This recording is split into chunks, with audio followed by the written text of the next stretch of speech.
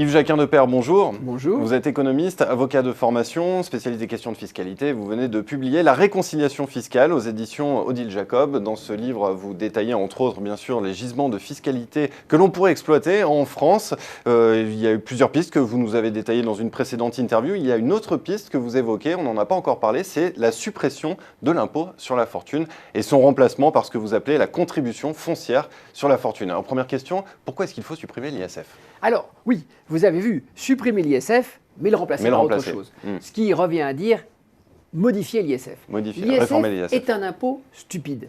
Il y a un consensus énorme là-dessus, et je ne vais pas développer parce que l'idée est déjà bien répandue et reconnue quasiment par tout le monde. L'ISF est stupide, pourquoi ? Parce que l'ISF conduit des fortunes mobiles à quitter le territoire national. C'est là que l'ISF est grave. Moi, je ne porte pas de jugement sur faire payer plus, faire payer moins. Non, mais faire payer intelligemment. On ne peut pas ruiner l'État. Or, on ruine l'État avec l'ISF puisque c'est un impôt qui conduit les fortunes à aller se faire imposer ailleurs. Donc il faut taxer l'immobilier plutôt que le mobilier. Voilà, quand on part de ce constat, on se dit, faut-il pour autant supprimer l'ISF, comme actuellement il y a un consensus général à droite pour supprimer l'ISF? Je pense que ce serait une énorme erreur.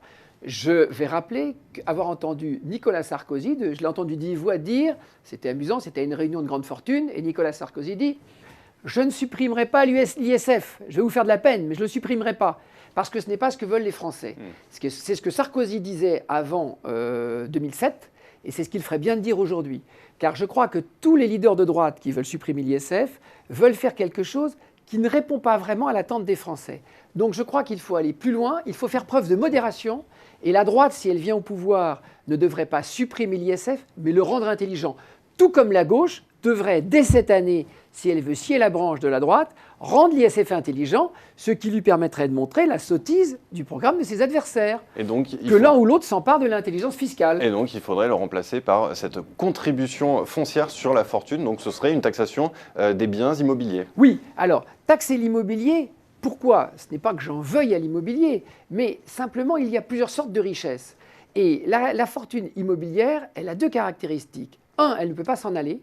Deux, elle est par nature accaparatrice. Je prends un exemple simple. Bill Gates a 50 milliards d'actions Microsoft. Il ne les a prises à personne. Cette richesse, il ne l'a prise à personne. Ces actions, c'est une sorte de fiction. Ça vaut 50 milliards, mais parce qu'il a créé cette richesse, parce qu'il a créé une entreprise qui gagne beaucoup d'argent, on dit que cette entreprise vaut quelque chose. Si Bill Gates, au lieu d'avoir 50 milliards d'actions Microsoft, possédait 50 milliards d'actifs immobiliers à Paris, mais alors nous serions tous en train de lui payer un loyer et plus personne ne pourrait s'acheter un appartement à Paris. Donc on comprend bien que la richesse immobilière, celui qui est propriétaire de ce terrain, de cette maison, il empêche tous les autres d'en être propriétaires. Elle est accaparatrice. Donc qu'il paye un petit tribut à la collectivité à ce titre, c'est relativement juste. Est-ce qu'il n'y a pas néanmoins un risque de faire baisser la valeur de marché des biens immobiliers ? C'est ça qui freine aujourd'hui ? Faire baisser la valeur de marché des biens immobiliers, c'est une possibilité, mais ce n'est pas du tout une certitude. D'abord parce que pour la plupart des personnes, ce que vous paierez en plus au titre de la portion de votre fortune qui est immobilière, vous le paierez en moins sur le reste de votre fortune. Donc, au total, ça sera à peu près pareil. Pour le Français moyen, on prévoirait au minimum une exonération de 300 000 euros.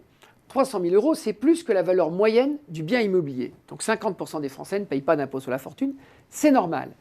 Et ensuite, il faut avoir conscience que depuis des années, les agents immobiliers, les notaires nous le disent, 80% des biens ayant une valeur élevée sont achetés par des gens qui ne payent pas l'impôt en France. Or, ces gens qui ne payent pas l'impôt sur le revenu, sur l'ensemble de leurs gains en France, payent très peu d'ISF. Oui. Parce que comme l'ISF est progressif, ça veut dire quoi ? Un millionnaire qui vit en France et qui a une maison, il paye énormément d'impôts.